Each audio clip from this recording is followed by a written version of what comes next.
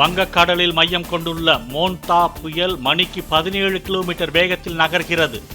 சென்னையிலிருந்து 440 கிலோமீட்டர் தொலைவில் மையம் கொண்டு ஆந்திராவை நோக்கி செல்கிறது. திருச்செந்தூரில் கோலாகலமாக நடைபெற்ற சூரசம்ஹார விழா. கடற்கரையில் ஜெயந்திநாதராக எழுந்தருளி சூரபத்மனை வதம் செய்த முருகப்பெருமான்.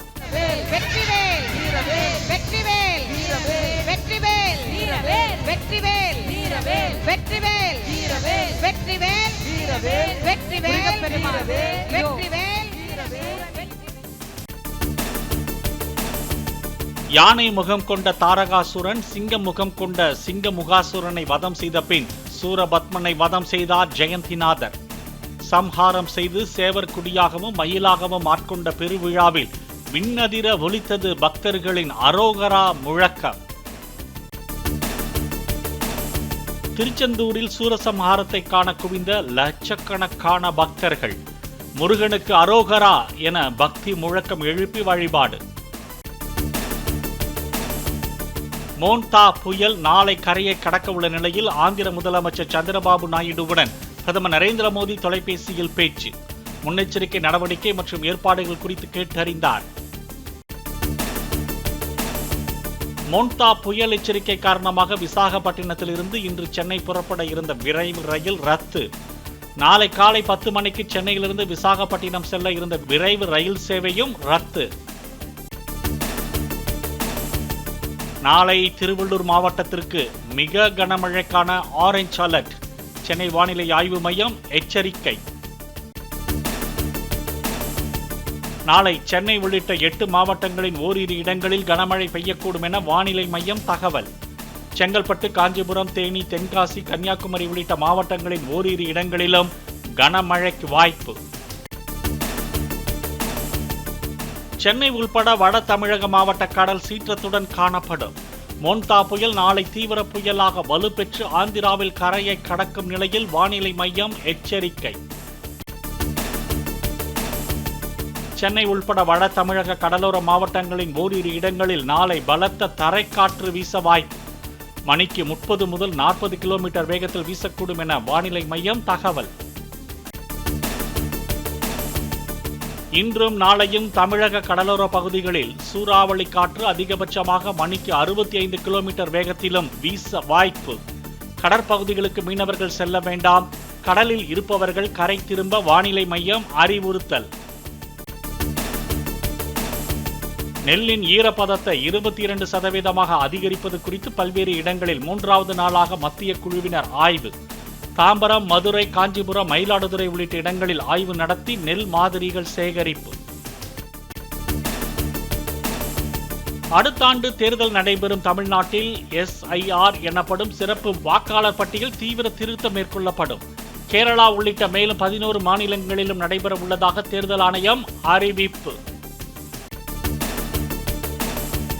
SIR மேற்கொள்ளப்பட உள்ள 12 மாநிலங்களின் இன்று நள்ளிரவு 12 மணியிலிருந்து வாக்காளர் பட்டியலில் சேர்ப்பு, மாற்றம் உள்ளிட்ட பணிகள் நிறுத்தம். இந்திய தேர்தல் ஆணையர் ஞானேஷ்குமார் அறிவிப்பு. SIR எனப்படும் தீவிர வாக்காளர் திருத்தம் நிறைவடைந்த பின் வரும் பிப்ரவரி 7 இறுதி வாக்காளர் பட்டியல் வெளியாகிறது. நவம்பர் 4ஆம் தேதி முதல் டிசம்பர் 4ஆம் தேதி வரை வீடு வீடாக சரிபார்த்தல் பணி நடைபெறும் என்றும் தேர்தல் ஆணையம் அறிவிப்பு. தன்னை தனது மூத்த சகோதரராக ஏற்றுக்கொண்டவர் காங்கிரஸ் மூத்த தலைவர் ராகுல் காந்தி என முதலமைச்சர் மு.க. ஸ்டாலின் நெகிழ்ச்சி. சென்னையில் நடைபெற்ற திருமண விழாவில் பேச்சு. இந்தியாவை பாதுகாக்க அரசியல் ரீதியாக மட்டுமல்ல கொள்கை ரீதியாகவும் திமுக, காங்கிரஸ் செயல்பட்டு வருகிறது. ஏழை எளிய மக்களின் ஒட்டுமொத்த குரலாக ராகுல் காந்தி செயல்பட்டு வருவதாகவும் முதலமைச்சர் மு.க. ஸ்டாலின் புகழாரம். கரூர் பிரச்சாரத்தின் போது உயிரிழந்தவர்களின் குடும்பத்தினரை நேரில் அழைத்து தவேக தலைவர் விஜய் ஆறுதல். 37 குடும்பங்களை சேர்ந்தவர்களை மாமல்லபுரம் நட்சத்திர விடுதியில் தனித்தனியாக சந்தித்து பேசினார். கரூர் பிரச்சார நெரிசலில் உயிரிழந்த 37 பேரின் குடும்பத்தினருடன் 4 பாயிண்ட்ஸ் பை ஷெரட்டன் ஹோட்டலில் தனி அறையில் வைத்து விஜய் சந்திப்பு. ஒவ்வொரு குடும்பத்தினர் வரும்போதும் உயிரிழந்தவரின் புகைப்படம் வைக்கப்பட்டு மலர் தூவி மரியாதை. கரூர் பிரச்சாரத்தின் போது உயிரிழந்தவர்களின் குடும்பத்தினரை சந்தித்து ஆறுதல் கூறிய போது கண் கலங்கிய விஜய். பாதிக்கப்பட்டவர்களுக்கு வேலைவாய்ப்பு, திருமணம், கல்வி செலவுகளையும் ஏற்பதாக விஜய் உறுதியளித்ததாகவும் தகவல். கரூர் விஜய் பிரச்சாரத்தில் ஏற்பட்ட நெரிசலில் 41 பேர் பலியான வழக்கில் மாவட்ட கலெக்டர் எஸ்பி மீது ஒழுங்கு நடவடிக்கை எடுக்க கோரிய வழக்கு உச்சநீதிமன்றத்தில் நிலுவையில் உள்ளதால் விசாரணையை 3 வாரங்களுக்கு ஒத்திவைத்தது உயர்நீதிமன்றம். அரசியல் கட்சி கூட்டங்களுக்கு வழிகாட்டுதல் விதிகளை 10 நாட்களில் வகுக்க வேண்டும். தமிழக அரசுக்கு அவகாசம் அளித்து சென்னை உயர்நீதிமன்றம் உத்தரவு. அரசியல் கட்சி கூட்டங்களுக்கு வழிகாட்டுதல் விதிகளை 10 நாட்களில் வகுக்க வேண்டும். தமிழக அரசுக்கு அவகாசம் அளித்து சென்னை உயர்நீதிமன்றம் உத்தரவு. தெருநாய்களை கட்டுப்படுத்துவதற்கான வழிகாட்டுதல்கள் குறித்து தமிழக அரசு பிரமாண பத்திரம் தாக்கல் செய்யவில்லை என உச்சநீதிமன்றம் அதிருப்தி. வரும் திங்கட்கிழமை தலைமைச் செயலாளர் முருகானந்தம் நேரில் ஆஜராகி விளக்கமளிக்க உத்தரவு. தெருநாய்க்கடி விவகாரத்தில் சர்வதேச அளவில் இந்தியா மோசமாக பார்க்கப்படுவதாக உச்சநீதிமன்ற நீதிபதிகள் காட்டம். கருத்தடை செய்து நாய்களை விடுவிக்க வேண்டும் என்ற உத்தரவுக்கு பிறகும் நாய்க்கடி சம்பவங்கள் அதிகம் தொடர்வதாகவும் கண்டிப்பு. மதுரையில் சாலையின் நடுவே சாக்கு மூட்டையில் கேட்பாரற்று கிடந்த 17 லட்சம் ரூபாய் பணம் நடந்து சென்ற சிவபக்தை ஒருவர் எடுத்து ரோந்து போலீசாரிடம் ஒப்படைத்தார். இந்திய ஒருநாள் கிரிக்கெட் அணியின் துணை கேப்டன் ஸ்ரேயஸ் ஐயர் ஐசியூவில் அனுமதி.